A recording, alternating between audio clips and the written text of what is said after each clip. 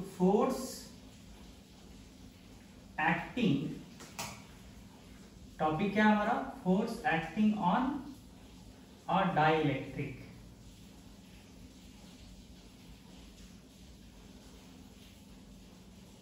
ठीक है, अब ध्यान दीजिए कि सबसे पहला केस क्या लेंगे कि डाइलेक्ट्रिक जब हम इंसर्ट कर रहे हैं, लेटर से डाइलेक्ट्रिक हम इंसर्ट जब कर रहे हैं उस वक्त कैपेसिटर का प्लेट्स बैटरी से कनेक्टेड नहीं है। केस 1 क्या हो गया कि capacitor not connected to battery. ठीक है, अब ध्यान दीजिए, लेटर से कि कैपेसिटर जो है ऑलरेडी x यूनिट्स अंदर इंसर्ट किया गया है, x यूनिट्स, इसको मान लीजिए लेंथ L है कैपेसिटर प्लेट का, और ब्रेड्थ ये जो है ये B है, लेंथ ये B है, ये L है। ठीक है, ऑलरेडी मान लीजिए डाइलेक्ट्रिक जो है, डाइलेक्ट्रिक का भी जो साइडवेज लेंथ होगा वो तो L ही होगा अगर परफेक्टली फिट करना है डाइलेक्ट्रिक को। तो अब ध्यान दीजिए कि फोर्स निकालेंगे कैसे, तो ये कॉमन सेंस की वजह से ध्यान दीजिएगा कि जैसे जैसे डाइलेक्ट्रिक अंदर आएगा, आपको तो पता है कि energy stored between the plates क्या होता है, energy stored between the plates होता है Q²/2C। ध्यान दीजिएगा, क्या चार्ज ऑन प्लेट्स चेंज होगा जब डाइलेक्ट्रिक अंदर लाइएगा? नहीं, क्योंकि ये बैटरी से कनेक्टेड नहीं है। लेकिन जैसे जैसे ये डाइलेक्ट्रिक अंदर आएगा तो क्या कैपेसिटेंस चेंज होगा। इनफैक्ट क्या होगा, डाइलेक्ट्रिक जैसे जैसे अंदर आएगा कैपेसिटेंस क्या होगा, बढ़ेगा। कैपेसिटेंस बढ़ेगा तो energy stored in the field घटेगा, घटना भी चाहिए क्योंकि लॉजिकली ये सब चीज डिस्कस हो गया है, क्योंकि फील्ड वर्क कर रहा है डाइलेक्ट्रिक पे। अच्छा, तो एक चीज और हम लोग पढ़े हैं वर्क एनर्जी वाले चैप्टर में, वर्क एनर्जी पावर वाले चैप्टर में, कि इलेक्ट्रिक फील्ड में अगर स्टोर्ड, हमको अगर ये पता करना है कि इस पे कितना फोर्स लग रहा है, इस तरह से जो अट्रैक्शन हो रहा था ना डाइलेक्ट्रिक का, ये प्लस हो गया, यहाँ पे माइनस है, यहाँ पे प्लस है, यहाँ पे क्या है माइनस है, तो नेट फोर्स तो डाइलेक्ट्रिक पे अंदर की ओर इस तरह से लग रहा है, along the gap, ये फोर्स हुआ। तो हमको पता है कि work done by electric field, छोटा वर्क डन बाय फील्ड कितना हो जाएगा, यही फोर्स F गुने dx, फोर्स गुने डिस्प्लेसमेंट, फोर्स F गुने dx, ये छोटा work done by electric field होगा। This implies that work done by electric field divided by dx should give me force, है कि नहीं, ये होना चाहिए, फोर्स देना चाहिए। अच्छा, मुझे लेकिन ये भी पता है वर्क एनर्जी कंजर्वेटिव फोर्स के केस में minus of the work done by field, conservative field is equal to change in the potential energy stored in the field. This implies that work done by field को हम क्या लिख सकते हैं, minus of change in potential energy. This implies that minus du by dx, u क्या है, potential energy stored between the plates, यानी जो फील्ड में एनर्जी स्टोर्ड है, शॉर्ट में बोले ना वही ना, तो माइनस du by dx बराबर फोर्स। यही होना भी चाहिए था, फील्ड में एनर्जी स्टोर्ड अगर एनर्जी स्टोर्ड पे क्या होगा, घटेगा ना, ये सब तो डिस्कस हो गया है। तो घटेगा यानी ये du क्या है, निगेटिव है, निगेटिव में निगेटिव ऐड कर दिए तो क्या हो गया, पॉजिटिव।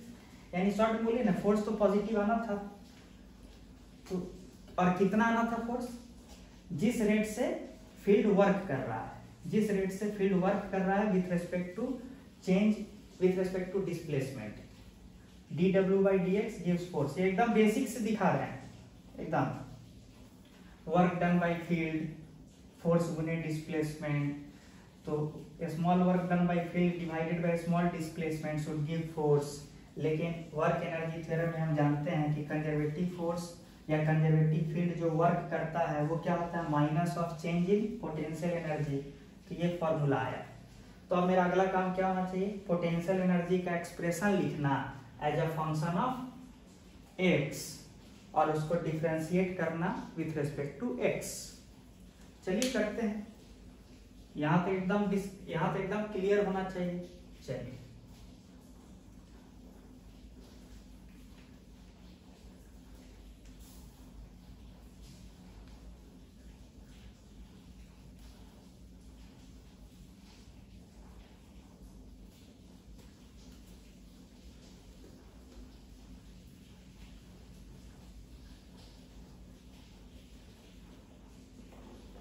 आप ही बताइए कि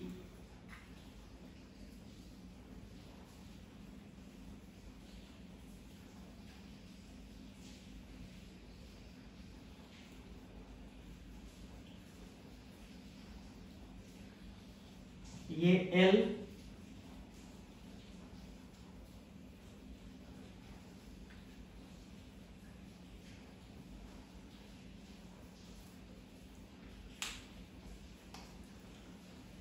और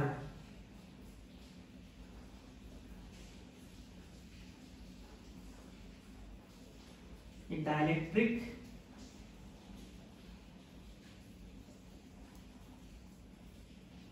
ठीक है,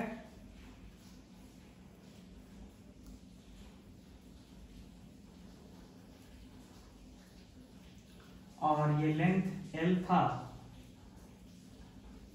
इतना x हुआ, तो इतना क्या हो जाएगा b माइनस एक्स, क्योंकि हम बोले थे कि ये पूरा b था। अब आप बताइए, और ये गैप है d, तो हमको कैपेसिटेंस निकालना है इस सिचुएशन का, ठीक है ना। और भी होगा, डाइलेक्ट्रिक तो ऊपर तक ना होगा, क्योंकि डाइलेक्ट्रिक को तो इतना बड़ा रखना है, डाइलेक्ट्रिक को इतना बड़ा रखना है, ऐसे होगा, डाइलेक्ट्रिक इतना बड़ा होगा कि पूरा फिट हो जाए। तो मतलब रिमेनिंग पोर्शन का कितना लेंथ होगा, b माइनस एक्स। ये सब कहानी पूरा है।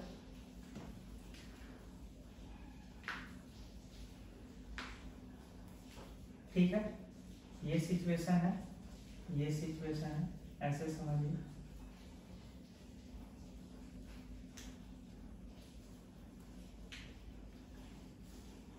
अब आप बताइए कि नया कैपेसिटेंस कैसे निकालें, एकदम कॉमन सेंस। क्या हम इस पूरा सिचुएशन को ऐसे देख सकते हैं कि जहां तक डाइलेक्ट्रिक इंसर्ट हो चुका है, जहां तक, उस वाले पोर्शन पे ध्यान दीजिए, जहां तक डाइलेक्ट्रिक इंसर्ट हो गया है उस वाले पोर्शन पे ध्यान दीजिए। वहां का सिचुएशन क्या है,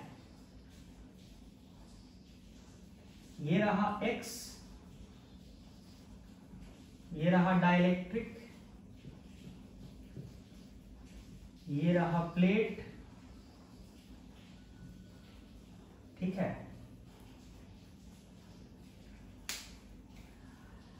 अच्छा, जहां तक नहीं गया है डाइलेक्ट्रिक उसको अलग से बनाइए।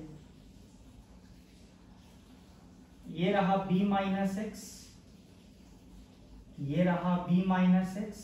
इधर वाला तो चेंज नहीं होगा बाबू, ये तो L ही रहेगा। इधर वाला ये चेंज नहीं होगा, ये तो L ही रहेगा, ठीक है ना। ये सारा सिचुएशन तो वैसे ही रहेगा, वो सब दिखाने का जरूरत नहीं है।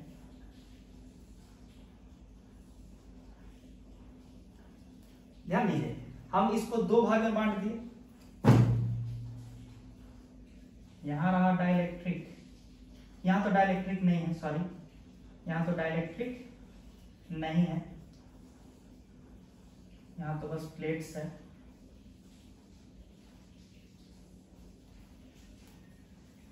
ठीक है, ये डी। अब आप बताइए, 3D फिगर बनाए, अब आप बताइए कि भाई ये पूरा जो प्लेट 1 है, प्लेट 1, और ये जो प्लेट 2 है, तो पूरा प्लेट 1 तो एक ही मेटालिक कंडक्टर है ना, तो पूरा का पूरा प्लेट 1 तो एक ही किसी पोटेंशियल पे होगा ना। Under electrostatic condition whole of conductor is a equipotential, तो पूरा का पूरा प्लेट 1 एक ही किसी पोटेंशियल पे होगा ना। तो उसी प्लेट 1 का ना ये ऊपर वाला भी हिस्सा है और ये वाला भी हिस्सा है, ये प्लेट भी और ये प्लेट भी तो प्लेट 1 का हिस्सा है। यानी मान लीजिए ये V1 पोटेंशियल पे है तो ये भी V1 पोटेंशियल पे है, और ये अगर V2 पोटेंशियल पे है तो ये भी V2 पोटेंशियल पे है। कहने का मतलब क्या हुआ कि ऊपर वाला पोर्शन और नीचे वाला पोर्शन दोनों सेम ही पोटेंशियल डिफरेंस पे है, V1 माइनस V2 और ये भी V1 माइनस V2। मतलब हम इस सारे सेटअप को हम इस तरह से दिखा सकते हैं, ये रहा एक कैपेसिटर, ये रहा दूसरा कैपेसिटर, और दोनों पैरेलल में कनेक्टेड है। ठीक है, और दोनों इस तरह से दिखा सकते हैं कि दोनों बैटरी दिखाने की जरूरत नहीं है, हम इस तरह से सेटअप दिखा सकते हैं, कुछ भी दिखाने की जरूरत नहीं है। ये सिचुएशन जो कहानी है, ये वाला, ये पूरा जिसको आप पार्ट बाय पार्ट तोड़ के ऐसे बनाए हैं, वो दोनों कैपेसिटर्स तो इस तरह से पैरेलल में है, यानी क्योंकि दोनों के क्रॉस पोटेंशियल डिफरेंस सेम है, बस अंतर इतना है कि जो ऊपर वाला कैपेसिटर है वो उसका एक्चुअल में उसके अंदर डाइलेक्ट्रिक है, और यहाँ पे कोई डाइलेक्ट्रिक नहीं है दूसरे वाले कैपेसिटर सेट पे। तो ऊपर वाला जो कैपेसिटर है ये नेट डाइलेक्ट्रिक के साथ, उसका कैपेसिटेंस क्या होगा, उसको C1 बोलिए, वो कितना होगा, तो कितना होगा K into area, area of plate कितना हो जाएगा, L into x, L into x, यहां से भी देख सकते हैं L into x, L into x, K into area, K A epsilon naught by gap, तो वही है भाई, ये गैप तो वही है, दोनों जगह गैप वही है। तो ऊपर वाला जो कैपेसिटर है विथ डाइलेक्ट्रिक, उसका कैपेसिटेंस ये है, नीचे वाला जो है उसका कैपेसिटेंस क्या है, B माइनस एरिया लिखना है तो एरिया हो जाएगा B minus x into L, नीचे वाला के एरिया, ये area A epsilon naught by D, है कि नहीं। तो नेट कैपेसिटेंस क्या हो जाएगा, net capacitance of this setup, जब x यूनिट अंदर घुस चुका होगा डाइलेक्ट्रिक, तो सीधे ऐड कर दीजिए, पैरेलल में जो कैपेसिटेंस होता है उसको तो ऐड करते हैं, तो ऐड कीजिए, तो कितना हो जाएगा, जो कॉमन है उसको बाहर लिखिए, L epsilon naught by D, L epsilon naught by D common है, और अंदर में क्या जाएगा, kx प्लस यहां पे क्या जाएगा, B माइनस एक्स, ये जाएगा, यानी शॉर्ट में बोलिए तो क्या आया, L epsilon naught by D, x common लीजिए तो k minus 1 x plus B, this is net capacitance, इसको आप सीधे सीधे C भी लिख सकते हैं। तो असली काम तो मेरा यही था, तो इस चीज को आप याद रखिए। और अब मेरा कहानी क्या होने जा रहा है ये ध्यान दीजिए कि हमको फोर्स निकालना था।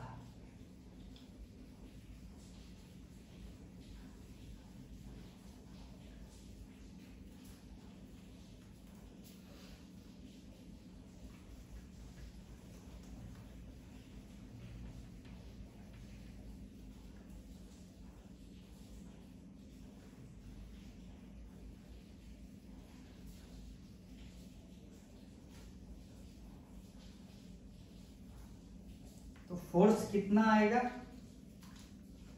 याद कीजिए, फोर्स क्या आया था, माइनस du बाई dx, यानी कितना, minus b by dx of Q square by 2 C net, लेकिन क्यू स्क्वायर, क्यू तो कांस्टेंट था ना क्योंकि प्लेट बैटरी से कनेक्टेड नहीं था, तो क्यू स्क्वायर बाई 2 माइनस के साथ D by D X of क्या 1 बाई सी नेट। शॉर्ट में बोलिए ना कि आपको डिफरेंशिएट क्या करना है, 1 बाई सी नॉट को with respect to x differentiate करना है।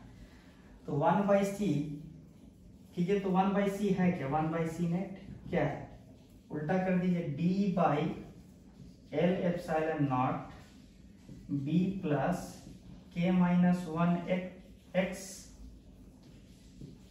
ये है 1 बाई सी। अब इसको डिफरेंशिएट कर दीजिए, तो डिफरेंशिएट कीजिएगा तो क्या होगा, by quotient rule d by D X of 1 by C क्या हो जाएगा, कोशिएंट रूल।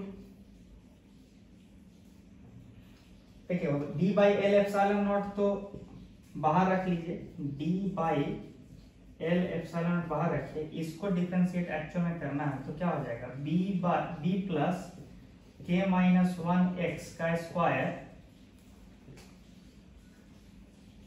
और अब क्या होगा, ये d तो गैप है, ये d जो है ये गैप है, ये डिफरेंशिएशन वाला d by D x, confuse मत हो जाएगा, ये d जो है गैप है बिटवीन द प्लेट्स। अगर बहुत कंफ्यूजन हो तो हर जगह जो है d के बदले d नॉट लिख दीजिए, जहां गैप लिखना चाह रहे हैं, ये गैप है। अब क्या कीजिएगा, इस अब हो जाएगा माइनस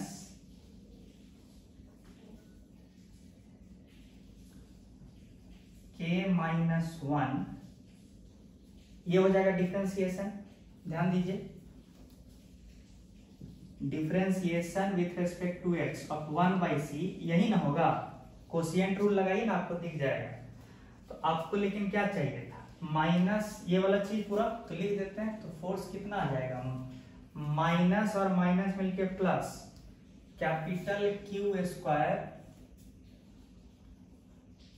अच्छा यहाँ पे सॉरी, यहाँ पे डी नॉट नहीं होना था, यहाँ पे डी, ये तो डी बाई डी एक्स है, यहाँ डी नॉट है, माइनस क्यू स्क्वायर बाई 2, और साथ में ये भी रखना है, तो माइनस माइनस प्लस कितना हो जाएगा, के माइनस 1, साथ में ये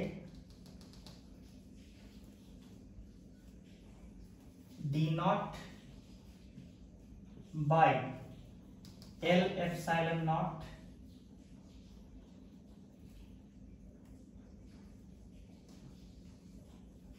into B plus K minus 1 x का स्क्वायर। देखिए कुछ नहीं करना था, डिफरेंशिएशन करना था 1 बाई सी का, 1 बाई सी का डिफरेंशिएशन करना है विथ रिस्पेक्ट टू एक्स, तो वो हम कर दिए कोशिएंट रूल से, जो आया वो यहाँ पे हम डाल दिए, और बाकी तो रहेगा ही वैसा ही। तो अच्छा 2, ये 2 भी तो है, ये 2, तो ये हो गया आंसर। फोर्स ऑन डाइलेक्ट्रिक जो होगा वो एक वेरिएबल है जो कि डिपेंड कर रहा है कि कितना यूनिट अंदर जा चुका है, डाइलेक्ट्रिक कितना इंसर्ट किया जा चुका है, तो ये वेरी वेरी इंपॉर्टेंट।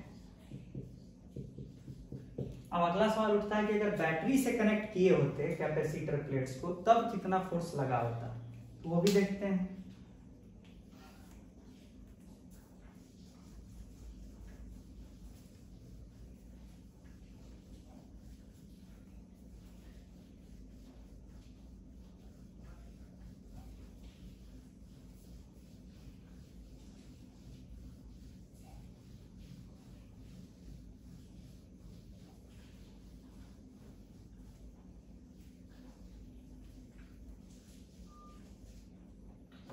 तो ये पोर्शन है बड़ा कॉन्सेप्चुअल, जो बैटरी कनेक्टेड है उसके बावजूद कितना फोर्स लगेगा डाइलेक्ट्रिक पे, वो थोड़ा कॉन्सेप्चुअल है, ध्यान दीजिएगा।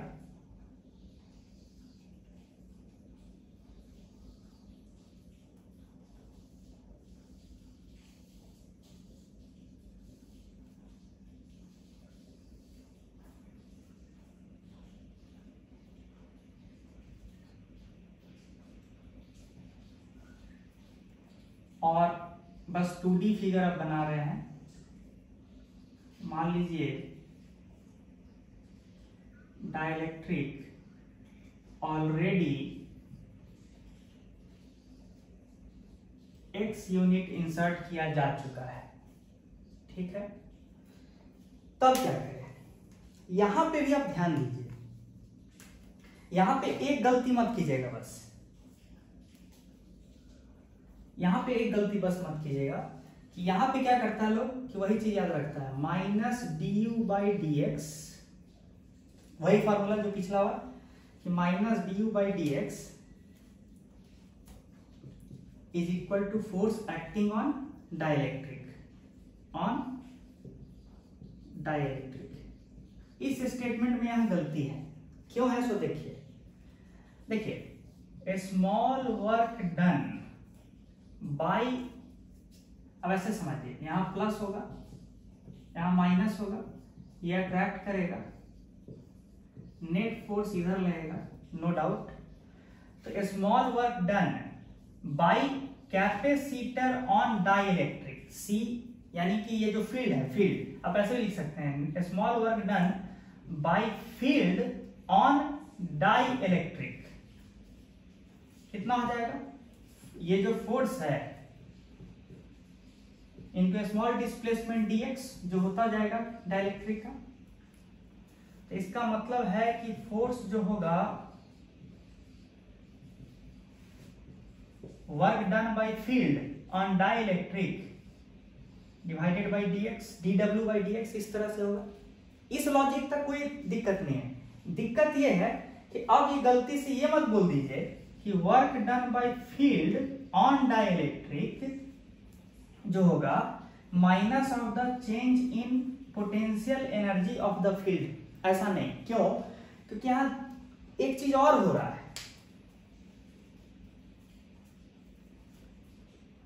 ध्यान दीजिएगा, जैसे जैसे आप यहां पे डाइलेक्ट्रिक को अंदर ले जा रहे हैं वैसे वैसे कैपेसिटेंस बढ़ रहा है, और यहां पे कैपेसिटर का प्लेट्स आइसोलेटेड नहीं है, बैटरी से कनेक्टेड है। तो Q बराबर क्या होता है, कैपेसिटर के ऊपर जो चार्ज होगा वो होता है C into potential difference. Potential difference तो कायदे से अभी कांस्टेंट है V0, लेकिन ये वाला पोर्शन बढ़ रहा है, इसका मतलब चार्ज भी जो है कैपेसिटर पे बढ़ेगा। कब? इस केस में। तो अगर बैटरी कनेक्टेड है, इफ बैटरी इज कनेक्टेड, तो Q भी तो बढ़ रहा है। Q बढ़ रहा है तो Q स्क्वायर बाई 2C, ठीक है। ये क्या होता है, एनर्जी स्टोर्ड इन इलेक्ट्रिक फील्ड, ये भी चेंज हो रहा है। यानी शॉर्ट में क्या है ना, ये हो क्या रहा है, ये देखिए Q स्क्वायर बाई 2C को आप क्या लिख सकते हैं, हाफ के जो डाइलेक्ट्रिक के एब्सेंस में रहता कैपेसिटेंस, उसको C डैश बोलिए तो हाफ, या फिर इतना कॉम्प्लिकेटेड नहीं करके ऐसे ही समझिए कि बैटरी कनेक्टेड है तो चार्ज बढ़ेगा, चार्ज बढ़ेगा तो फील्ड में जो एनर्जी स्टोर्ड होगा, एनर्जी स्टोर्ड इन फील्ड भी बढ़ेगा, ठीक है। ये समझिए, अगर बैटरी कनेक्टेड है तो चार्ज ऑन कैपेसिटर प्लेट्स बढ़ेगा। क्यों? क्योंकि जैसे जैसे डाइलेक्ट्रिक अंदर इंसर्ट कीजिएगा कैपेसिटेंस बढ़ेगा, कैपेसिटेंस बढ़ेगा तो चार्ज ऑन कैपेसिटर प्लेट्स बढ़ेगा, ठीक है। As a result energy stored in field भी बढ़ेगा। अच्छा, लेकिन एक चीज क्या हो रहा है कि ठीक है, फील्ड में एनर्जी स्टोर्ड बढ़ेगा, मतलब बैटरी कोशिश कर रहा है एनर्जी को बढ़ाने का। क्यों? क्योंकि चार्ज ला के बैटरी कोशिश क्या कर रहा है, बैटरी जो है through pumping the charge, battery is trying to increase energy stored in field. कैसे? चार्ज को, एक्स्ट्रा चार्ज को डिपॉजिट करके, ऐसे पंप कर करके। लेकिन एक चीज और हो रहा है ना कि जो फील्ड है, ये वर्क भी तो कर रहा है डाइलेक्ट्रिक पे, उस वजह से फील्ड में जो है थोड़ा सा एनर्जी घटेगा, यानी फील्ड के एनर्जी के साथ दो चीज हो रहा है, इधर से बैटरी बढ़ाने की कोशिश कर रहा है, इधर से डाइलेक्ट्रिक जो है घटाने की कोशिश कर रहा है, क्योंकि डाइलेक्ट्रिक पे वर्क किया जा रहा है। तो अब समझ में आ रहा है कि हम ये नहीं बोल सकते हैं इस लाइन के बाद हम ये नहीं बोल सकते हैं कि minus of the change in potential energy stored in field is equal to work done by field on dielectrics नहीं कह सकते हैं। क्यों? क्योंकि यहाँ पे चेंज इन पोटेंशियल एनर्जी सिर्फ डाइलेक्ट्रिक के अंदर आने से नहीं है, सिर्फ डाइलेक्ट्रिक के अंदर आने से नहीं है, बैटरी के द्वारा चार्जेस को पंप करने की वजह से भी potential energy stored in field change हो रहा है। तो हम ये चीज नहीं लिख सकते, इक्वेट नहीं कर सकते हैं, ये गड़बड़ है, ये इक्वेट नहीं कर सकते हैं, ठीक है। तो इसीलिए गलती से ये मत बोल दीजिएगा कि फोर्स ऑन डाइलेक्ट्रिक को हम ऐसे लिखते हैं minus of du by dx, ये गलत है, क्योंकि चेंज इन पोटेंशियल एनर्जी जो यहाँ हो रहा है दो वजहों से हो रहा है, इसलिए ये यहां तक सही है, लेकिन ये चीज गलत है, ये गलत है। अच्छा, तो निकाले कैसे? तो सिंपल सा चीज है कि माइनस ड्यू बाई dx इसलिए नहीं लिख पा रहे थे ना कि इसमें हो क्या रहा था कि बैटरी का रोल इंक्लूड हो जा रहा था, तो बैटरी का रोल को एक्सक्लूड कर दे तो काम हो जाएगा कि बैटरी का जो रोल था उसको हम हटा देते हैं। तो बैटरी कर क्या रहा था भैया, बैटरी कैपेसिटर के अंदर जब डाइलेक्ट्रिक डाल रहे थे तो बैटरी एक ही काम कर रहा था, चार्ज को पंप कर करके यहाँ पे चार्ज बढ़ाते जा रहा था, चार्ज जो है जो ओरिजिनल रहा होगा उसको बढ़ाते जा रहा है। तो मतलब कि बैटरी का काम था कि चार्ज को इंक्रीज कर रहा है प्लेट पे। तो अगर हम ये करें कि पोटेंशियल एनर्जी किस रेट से चेंज हो रहा है डाइलेक्ट्रिक के इंसर्ट करने पे वो निकाले, लेकिन चार्ज को बिना डिस्टर्ब किए हुए प्लेट पे, मतलब हम क्या कहना चाह रहे हैं कि फोर्स को हम ये लिख सकते हैं minus of del you by del x by assuming charge to be constant, तब जाके क्या होगा, फोर्स एक्टिंग ऑन डाइलेक्ट्रिक मिल जाएगा। समझिएगा कि डाइलेक्ट्रिक के इंसर्ट करने से पोटेंशियल एनर्जी चेंज हो रहा था, नो डाउट, लेकिन साथ में बैटरी के भी पंप करने से पोटेंशियल एनर्जी चेंज हो रहा है, यानी कि पोटेंशियल एनर्जी को बदलवाने में दो चीज का मतलब रोल था, डाइलेक्ट्रिक के अंदर आने से भी चेंज हो रहा था, पिछला केस में हम डिस्कस किए थे जब बैटरी नहीं लगाए थे। ऑफ कोर्स डाइलेक्ट्रिक को इंसर्ट करने पे, सिर्फ डाइलेक्ट्रिक को इंसर्ट करने पे भी फील्ड में स्टोर्ड एनर्जी चेंज हो रहा है, ठीक है। और साथ में इस बैटरी के लगे होने की वजह से एक्स्ट्रा चार्ज जो पंप किया जा रहा है, तो ये चार्ज जब एक्स्ट्रा आ रहा है तो फील्ड में एनर्जी स्टोर्ड चेंज हो रहा है। तो मतलब यहाँ दो वजहों से energy stored in the field change हो रहा है, due to dielectric insertion and due to pumping of charge by battery. तो हम अगर सिर्फ डाइलेक्ट्रिक की वजह से जो पोटेंशियल एनर्जी में चेंज हो रहा है उसको एक अकाउंट में लें, कि उसको अकाउंट में लें और फिर लिखे कि minus of due by dx at constant charge, तो क्या फोर्स देगा कि नहीं डाइलेक्ट्रिक पे? क्यों? क्योंकि हम यहाँ पे क्या किए हैं कि हम ये अज्यूम किए हैं कि चार्ज वैरी नहीं कर रहा है, चार्ज वैरी कराने का काम कौन कर रहा था, बैटरी। तो हम क्या कर रहे हैं कि हम पोटेंशियल एनर्जी का rate of change with respect to displacement निकाल तो रहे हैं, पोटेंशियल एनर्जी का rate of change with respect to displacement of the dielectric निकाल तो रहे हैं, लेकिन without taking into acknowledgement the effect of battery, मतलब बैटरी जो असर डाल रहा था उसको हम नलिफाई कर रहे हैं बाय कीपिंग चार्ज कांस्टेंट, मतलब partial differentiation of potential energy stored in the field with respect to displacement of the dielectric by keeping charge and keeping charge q constant, तब जो क्वांटिटी आएगा वो फोर्स ऑन डाइलेक्ट्रिक आएगा। समझ में आ रहा है? तो मतलब पूरा चेंज इन पोटेंशियल एनर्जी का differentiation with respect to x ना करके पार्शियल डेरिवेटिव करें, तब आपको force acting by field on the dielectric निकल जाएगा। या फिर ऐसे समझ लीजिए कि rate of change of potential energy, ठीक है, दैट पोटेंशियल एनर्जी जो डाइलेक्ट्रिक के घुसाने मात्र से हो रहा है वो निकल जाएगा। Rate of change of potential energy with respect to dielectric insertion minus के साथ ये निकल रहा है बाई, और किस समय हम निकाल रहे हैं ये चीज कर रहे हैं बाई क्या अज्यूम करके कि चार्ज कांस्टेंट रख के, यानी पार्शियल डेरिवेटिव। इससे फायदा क्या हुआ कि हमको सिर्फ उसी पोटेंशियल एनर्जी का रेट ऑफ चेंज मिलेगा जो पोटेंशियल एनर्जी डाइलेक्ट्रिक इंसर्ट करने मात्र से चेंज हो रहा है, ना कि बैटरी के चार्ज पंप करने मात्र से। तो बड़ा खूबसूरत सा कॉन्सेप्ट है कि अगर आप अब भी निकालना चाहिएगा बैटरी के प्रेजेंस में फोर्स निकालना चाहिए, तो आपको करना वही है, rate of change of potential energy with respect to displacement of the dielectric. लेकिन सिर्फ डाइलेक्ट्रिक का इफेक्ट लेना है, बैटरी का इफेक्ट नहीं। तो इसलिए आपको क्या मानना होगा, Q को कांस्टेंट, Q इक्वल टू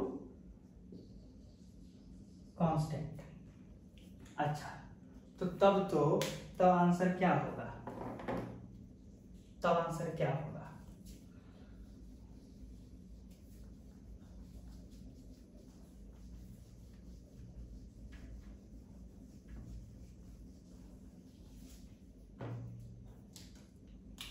क्या होगा बताइए तो? पोटेंशियल एनर्जी का एक्सप्रेशन किसी भी समय पे, किसी भी समय पे मान लीजिए एक जनरल चार्ज Q है कैपेसिटर के प्लेट पे by 2C।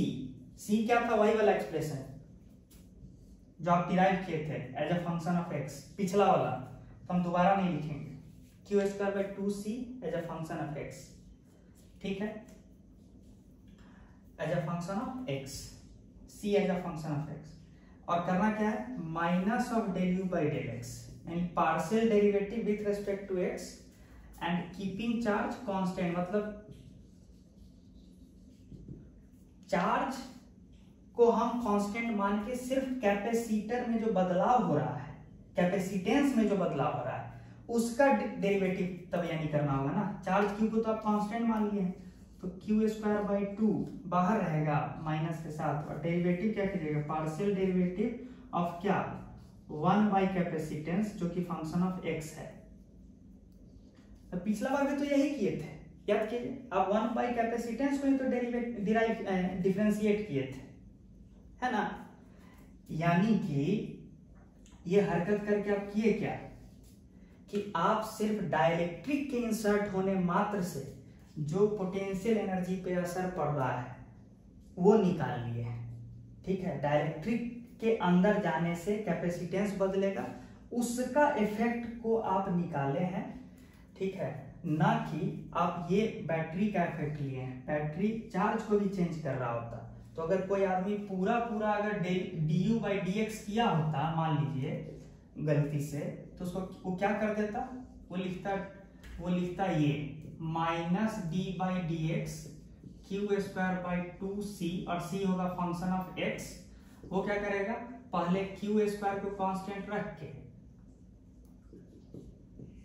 Q square by 2 को डिफरेंशिएट करेगा किसको, 1 by C as a function of x।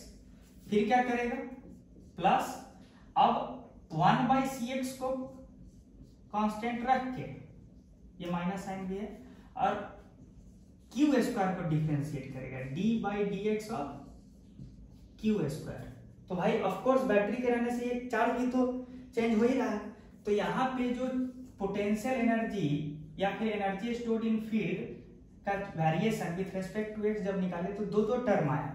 लेकिन बाबू हमको ये टोटल टर्म से नहीं ना मतलब था, ये जो दूसरा टर्म जो चेंज हो रहा है, पोटेंशियल एनर्जी में जो बदलाव हो रहा है, उसका जो ये दूसरा कंपोनेंट है, ये तो बैटरी की वजह से चेंज हो रहा है ना। बैटरी की वजह से हमको पता करना था कि पोटेंशियल एनर्जी में जो चेंज हो रहा है ड्यू टू डाइलेक्ट्रिक इंसर्शन कितना हो रहा है, उसी की मदद से हम फोर्स निकालते ऑन डाइलेक्ट्रिक। डाइलेक्ट्रिक की वजह से जो पोटेंशियल एनर्जी में बदलाव हो रहा है उसका differentiation with respect to x force देगा। तो तब तो ये दूसरा टर्म नहीं ना चाहिए भाई, ये दूसरा टर्म तो बैटरी की वजह से चेंज हो रहा है, तो सिर्फ यही ना, क्योंकि यहाँ ध्यान दीजिए 1 बाई कैपेसिटेंस का डिफरेंशिएशन है, और ऑफ कोर्स डाइलेक्ट्रिक इंसर्ट करने से ही कैपेसिटेंस चेंज हो रहा है। तो यही वाला टर्म जो है rate of change of potential energy with respect to dielectric insertion, dx क्या है, डिस्प्लेसमेंट ऑफ द डाइलेक्ट्रिक, वही क्या देगा, force acting on dielectric by the field of the capacitor plates. Logically समझ में आया, वेरी वेरी इंपॉर्टेंट। बाकी तब कर लीजिएगा, ठीक है। एक चीज क्या समझ में आया कि इसका मतलब क्या हुआ कि जब ऑलरेडी कुछ चार्ज Q है तो Q तो वेरी कर रहा है, तो इससे इसका मतलब क्या हुआ कि अलग अलग मोमेंट पे आपको चार्ज लिखना होगा कैपेसिटर प्लेट्स पे, और उस समय का फोर्स लिखना होगा, क्योंकि फोर्स चार्ज Q पे भी डिपेंड कर रहा है ना। जब आप एक्सप्रेशन डिराइव किए तो अलग अलग इंस्टेंट पे कैपेसिटर प्लेट्स पे जो चार्ज Q है वो निकालिएगा, उस वक्त का कैपेसिटेंस का डेरिवेटिव जो होगा, जो आएगा, ये पूरा चीज फोर्स ऑन डाइलेक्ट्रिक देगा। ठीक है, तो ये स्थिति रहा।